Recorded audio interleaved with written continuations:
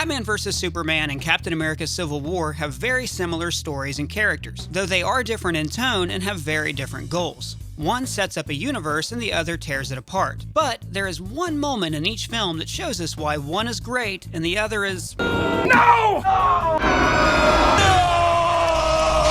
Not great, Bob! Let's consider the similarities. Both films build toward a titular fight between a superhuman perfect man who stands for truth, justice, and the American way, and an armor-wearing billionaire orphan. Each movie begins with the perfect man on a mission in Africa that goes wrong. The superhuman's origins began in older conflicts, the Kryptonian Civil War and World War II, and they fought against villains who believed in genetic purity. We'll sever the degenerative bloodlines that led us to this state. Races in space! A person wounded by the hero sets off a bomb, sparking controversy. The billionaire wants to defend the established order by putting the perfect man's powers in check. Both billionaires have used their genius to fight crime and feel guilty about deaths in their past. A human being with no powers manipulates the two heroes into fighting each other, and the loss of a parent is key in the final conflict. Now, I want to be fair when I compare these movies. Civil War has an inherent advantage, being the 13th film of a franchise, whereas Warner Brothers wanted Batman vs. Superman to be a Man of Steel sequel, create a grudge match between two strangers, kill Superman, and introduce 5 members of the Justice League. This is like if Marvel had made Iron Man, then skipped the Civil War so they can make the Avengers. Shoehorning Spider-Man in seems pretty easy by comparison. Also, Dawn of Justice was trying something new. These characters have been portrayed in comics, radio, film series, TV, animation again, 4 different film franchises, animation again, so why not try something different? Why not give them dramatic weight? But something feels off. The main theme of both films is choice. Choice is the center of every hero's story. It's their first step, the decision to stand up to Frank Miller, help homeless dwarves, become a Jedi, or put on a costume and fight crime. Even the marketing of Civil War put the notion of choice front and center. The film doesn't make choosing easy for the audience. I still don't land on one side or the other. Yes, people with superpowers are dangerous, but governments can easily be corrupted. The character Winter Soldier is Exhibit A of what happens when someone with superpowers has their choice taken away by a corrupt government.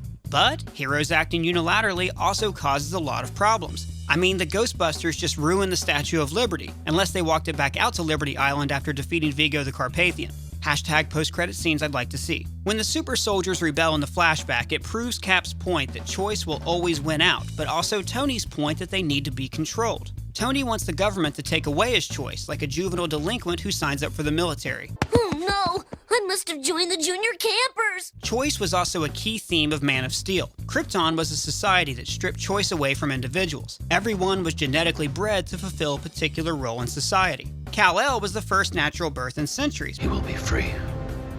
Free to forge his own destiny.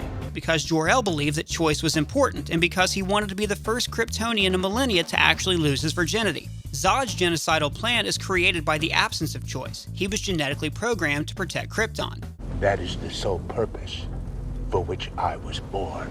The absence of choice is the heart of Batman vs. Superman. With Superman around, human beings are no longer free to determine their own path. Some feel grateful for this, but others feel small, helpless. Superman doesn't just make Batman feel helpless, he makes him feel fear. He's slowly becoming like the criminals he's always hunted, extreme, violent, and afraid of a man in a cape. This fear is nearly his downfall. So falls the House of Wayne. Luthor resents Superman because he has taken choice away from humanity. Lex should have been a relatable villain, but Jesse Eisenberg's lunacy plays more like a proto-Daffy Duck. No, what am I? What was I saying? I love it! I'll learn! Zemo had a more clear-cut motive. He lost his family and wants revenge. They both feel powerless in a world of superhumans, but Zemo's reasons are more personal. But where the movies differ the most is tone. Batman vs. Superman is a look at what would happen if superheroes suddenly entered our world. But Civil War is what happens when superheroes are beholden to real-world rules, like when Cap and Bucky are arrested. I'm in my little car now. What amazes me about Civil War is that it can overstuff the movie with so many characters, but it works. Because there is one thing at the center of the film, one thing that every character works toward.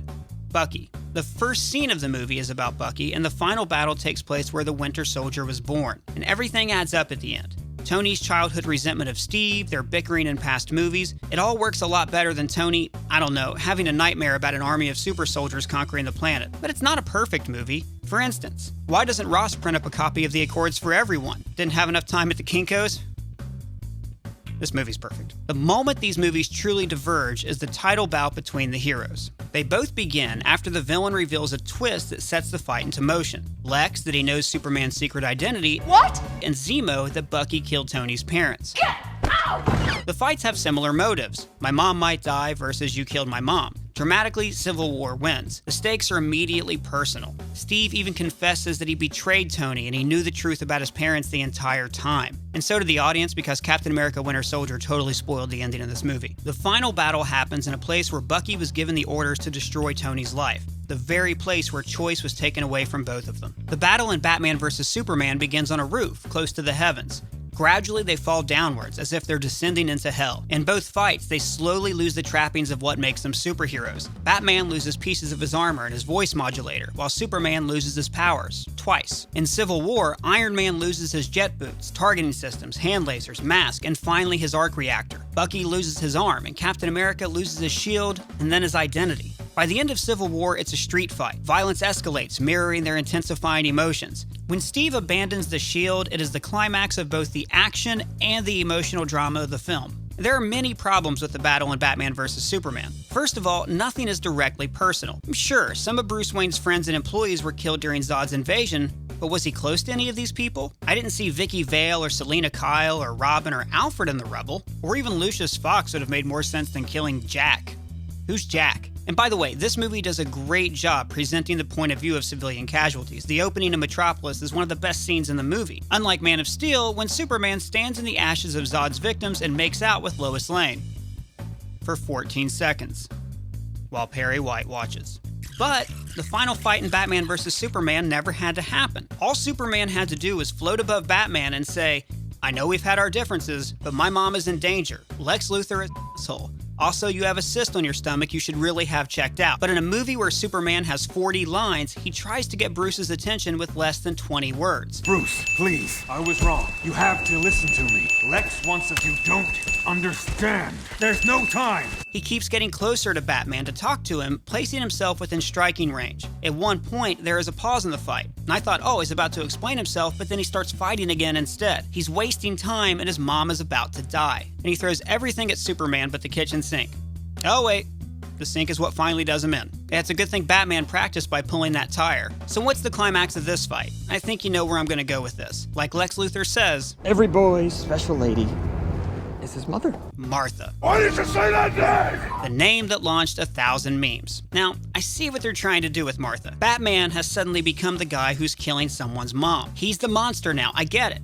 And to be fair, lots of people have pointed out that no one calls their mom by their first name, but maybe Superman was manipulating Bruce by using his mother's name. The problem is, you're going to kill Martha does not give Batman any context for the moment, even if he does know that that's the name of Superman's mom. But let's look past these nitpicking points and see this scene for what it is. The ultimate hero's choice. Batman, and by extension humanity, must choose whether they will accept a Superman in their lives. And I struggled for a long time with why this scene doesn't work. Does it not serve the theme? Is it the action, or is the parent connection not foreshadowed very well? No, it doesn't work because it's silly. Why did you say that name? It's his mother's name. It's really silly. It takes you out of the moment.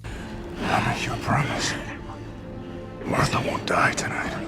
When you hear the name Martha, you suddenly realize that you're watching Ben Affleck holding a space crystal and threatening an alien in pajamas, and they're both demanding that we take them seriously. The height of humor is when people try to be serious and fail, and this is hilarious. Whereas the Marvel characters don't take themselves seriously, so when something serious does happen, it's effective, like watching a child cope with the death of a parent. Civil War carefully unravels a years-old friendship. There are no unnecessary parts, and it manages to be as emotional as it is fun. Batman vs. Superman was crammed down our throats by an impatient studio and a director who specializes in flixel photography, not character development. Where Civil War is organic, Batman vs. Superman is forced. It's easy to see why one of these films is praised by critics and fans, and the other is fiercely defended by what has to be one guy with 1,000 different usernames. Oh. For Screen Crush, I'm Ryan Airy.